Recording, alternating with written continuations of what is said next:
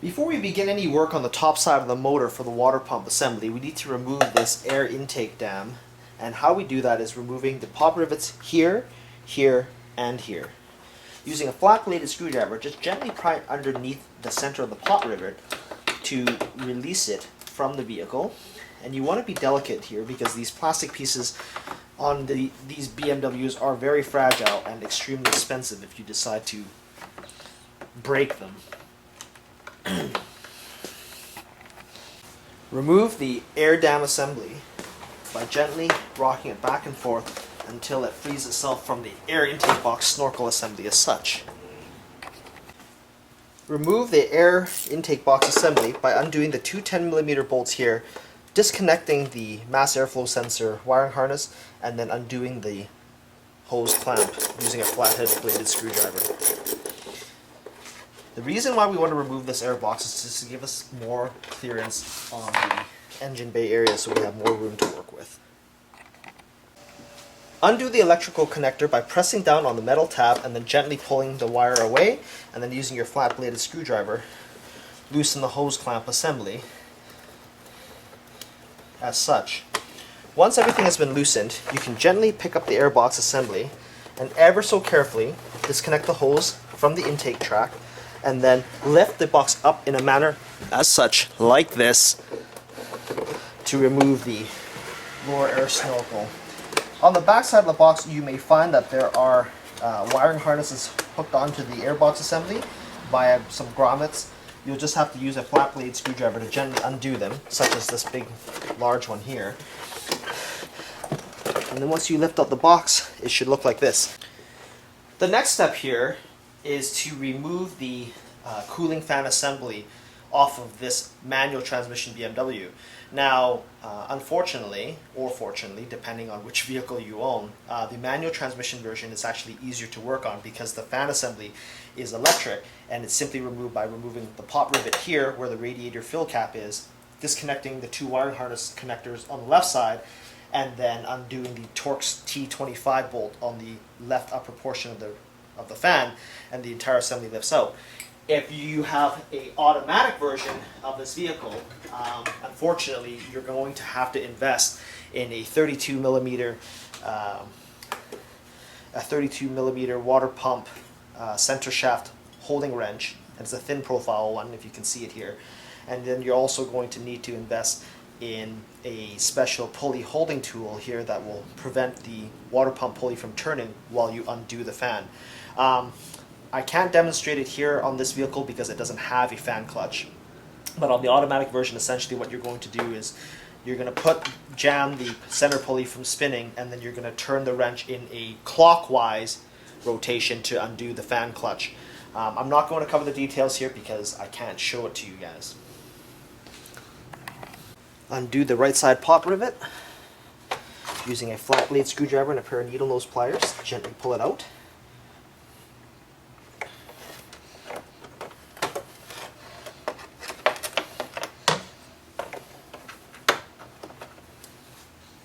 Disconnect the fan wiring harness by pressing on the side tabs as such and then lifting up. Remove the fan control relay box by pulling this way and up to completely remove it off the fan shroud assembly. If you don't have enough clearance, you can just simply push on this tab here to disconnect this connector and then ever so carefully remove this box.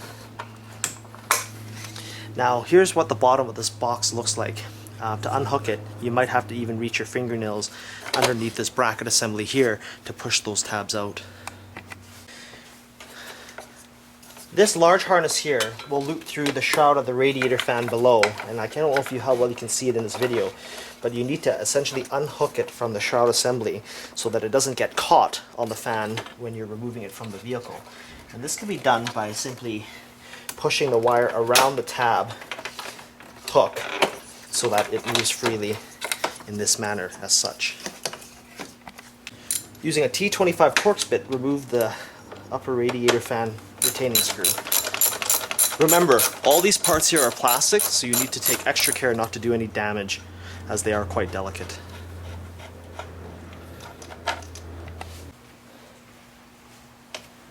In the center of the radiator fan shroud assembly is a little hook. So to remove the fan, we essentially just lift straight up onto the fan assembly and remove the radiator fan from the vehicle. In order for us to remove the drive belts off of the vehicle, we need to expose the tensioner Torx bolt located underneath these tusk caps on the lower tensioner here, which is what holds the the air conditioning belt from the center pulley to the AC compressor. And then on this side, the alternator and power steering belt pulley can be exposed via this cover right here, and you just simply pop this cover off, exposing that center bolt for the tensioner here. The next step here is to remove the most forward belt on the drive pulley system, which is going to be the AC compressor belt.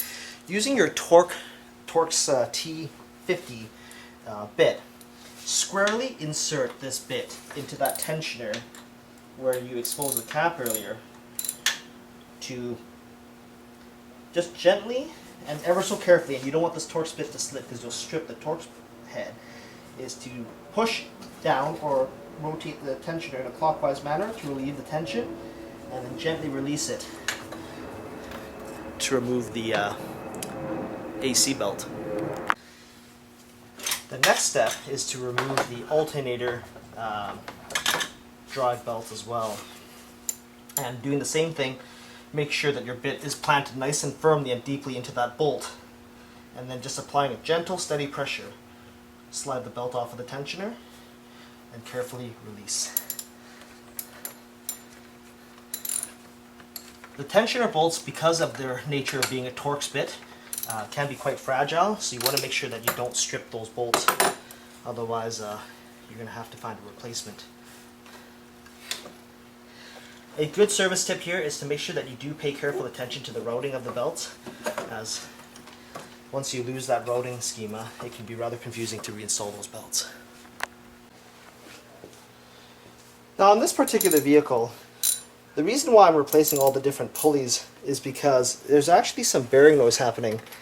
If you hear this, you can actually hear this this pulley rotating and making some funky bearing noises. So it looks like the previous guy that worked on my vehicle actually stripped the Torx head a little bit, so that's not a good sign. So what I'm going to have to do here is get creative in how I'm going to remove this and go from there.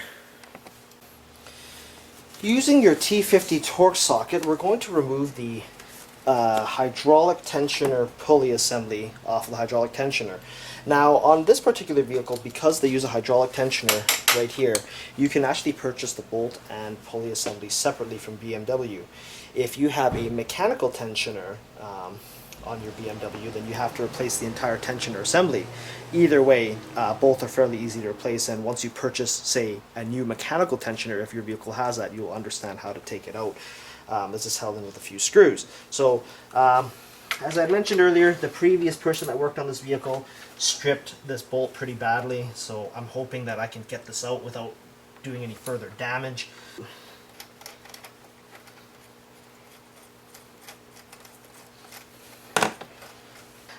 The back of the pulley looks like this, and there's this washer behind it. Make sure that the dished portion of it actually sits along that back side of the pulley and not the other way around. And then, of course, this is what the front of it looks like, and then this is what that bolt looks like. As you can tell, it's kind of foobarred. It's kind of jammed on my Torx bit, even though it shouldn't be, so I ordered a new one from BMW. So before we replace the actual serpentine belt tensioner, we might as well go ahead and replace this upper idler pulley as well, as this bearing is also getting noisy. And so, very much like how we popped off the dust covers earlier, we just use our flat bladed screwdriver to remove that, exposing this bolt underneath that's holding this to the bracket.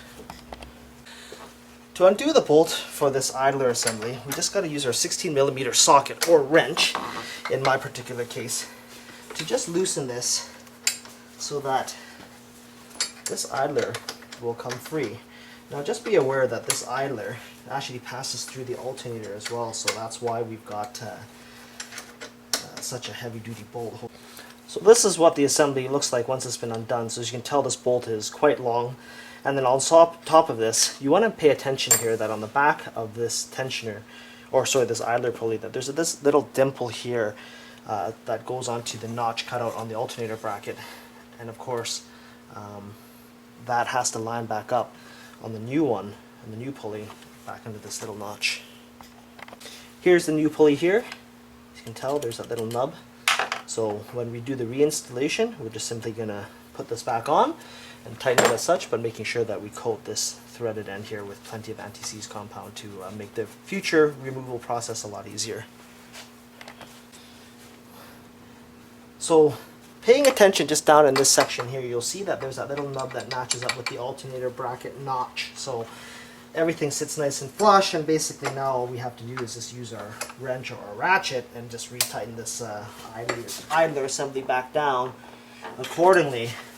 Like I said, this was fairly tight, but again, like all things on cars, you don't necessarily have to make them extremely tight.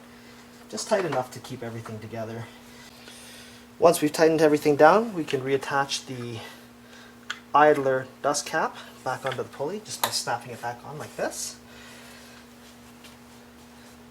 So guys, for the serpentine belt tensioner pulley, this is what that bad bolt looked like here. If you can see it, and it's evident that the Torx bit is completely all stripped out versus a brand new one. So there's quite a marked difference as far as wear and tear goes. I think someone tried to use a hex head socket on this, which in fact they shouldn't have. So we're going to turf that, and we're basically going to reinstall the new pulley assembly. Now, I just want to give you a context of what the old one was like and why it was noisy. Here's the old pulley. I'll let you try to hear that. It'd make all sorts of funny kind of grinding, funky noises and what have you, so that was no good. And of course the new bearing, not only does it not spin freely, meaning it's nice and tight, but it doesn't make any noise of any sort. So to reassemble everything, we basically put this replacement bolt through this tensioner pulley, and then on this washer we want the dish side to go up against the back. So imagine like this fitting into this little groove. And when we put that on, we can then go ahead and use our Torx 50-bit and hand screw this in. Now, I know I said this a few times already in my video, that when you're using a Torx bit, make sure that you use a high quality bit that you buy from a reputable tool company. Sears, Mastercraft, Snap-on, Mac, you know, all those tools are very good quality for the home mechanic at least. And they're likely not going to break and strip on you and damage your bolts. BMW has a funny way of using Torx bits for a lot of their different pieces, and the last thing you want is having this Torx end strip your bolts on you, or worse, this breaks and then you can't attach anything. So anyways, let's put this ratchet in squarely into that bolt head, and then let's just tighten it to the point when the tensioner begins to move as if we're trying to tension the belt, and that's actually sufficient enough to tighten it. And then we're going to take our cap, and then, you know, if we weren't installing a belt, then we put this back on, but because we have to reinstall the serpentine belt, we'll leave that off because we're going to have to move that tensioner to do so.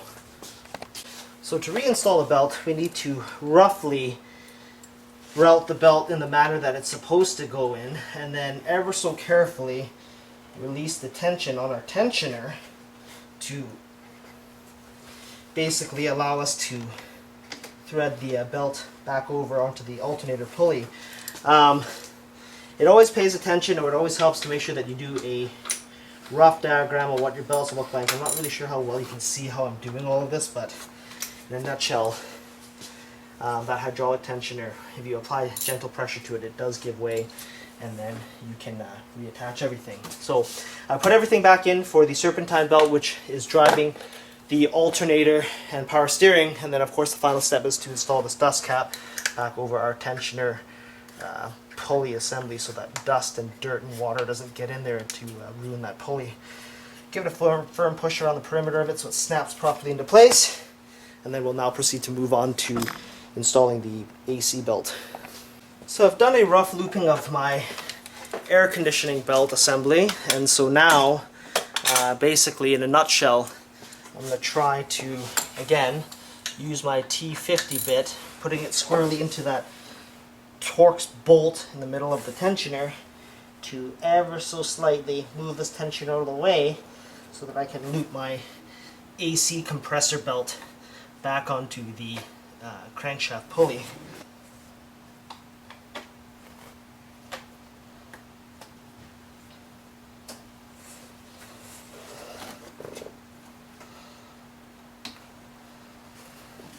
Now whenever you're installing belts, it's also a good idea to pay attention to make sure that the belt routes around all the pulleys properly, because the other thing that could happen is if the belts are routed and they're off the grooves on the pulley, as like how my AC belt is right now on the compressor, the moment you start the car and it goes off track, you're going to do some serious damage to your vehicle. So pay attention. Use your hands, feel around, make sure everything lines up properly. And then once everything is good, it should line up and we should be golden at this stage. Don't forget, reinstall your little dust cap down here onto the AC tensioner. Double check everything, make sure there's no tools down there. We should be good. Next, we want to reinstall the radiator fan assembly back into the engine bay. And we're going to do that by ever so carefully sliding this down into the engine bay until that little tab in the bottom pushes into the lower latch, and then reinstall a little radiator pop rivet, and if everything lines up properly, then it should be no problem, which no issue. And then we want to reinstall our T25 Torx screw and just hand tighten that back on so that the radiator fan stays into place.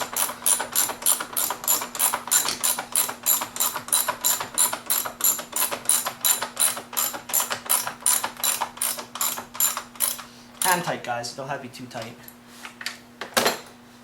Then what we need to do next is we want to loop this little wire hoop back around that lower hook that I mentioned earlier when we were taking this fan assembly out.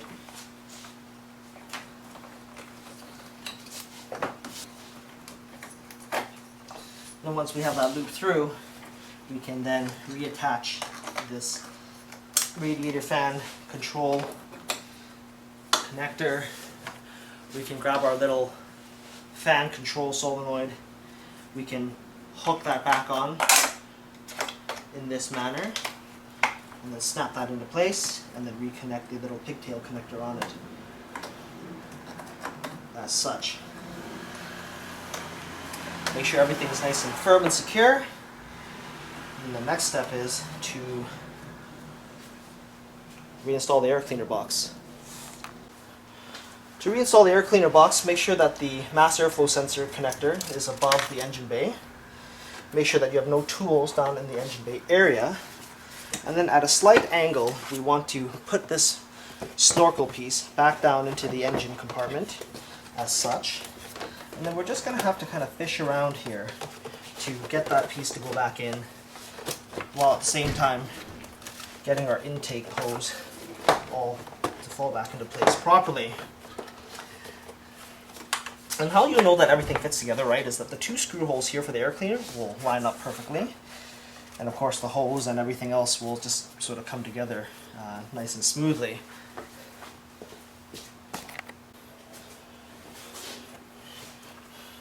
Make sure that the air hose snorkel is completely attached perfectly onto the air cleaner box, making sure that there's no gaps. And you might have to push down on it just a little bit so that it lines up while you tighten the clamp down. And using your flathead screwdriver, hand tighten the clamp to secure the hose. You don't need to tighten this too much, just hand tight is sufficient. You don't want to break this air box. Next, we can replace the two 10mm bolts to hold this air cleaner assembly to the frame of the vehicle.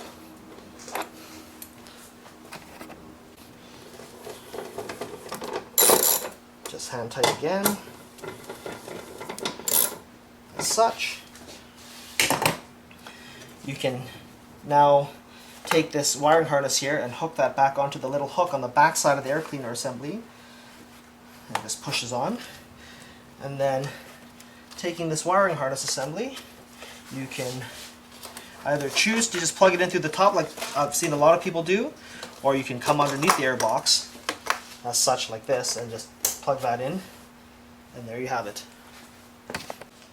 We now want to reattach the intake air dam snorkel assembly by sliding this piece into the snorkel and just carefully wiggling it until everything lines up properly, and then reinstall the 3 pop rivets that we have removed earlier on in this tutorial. And they just simply go back in like this, push down, this, push down, and our last one, number 3, right here. Now if these don't push down, you can always use something just to tap those down.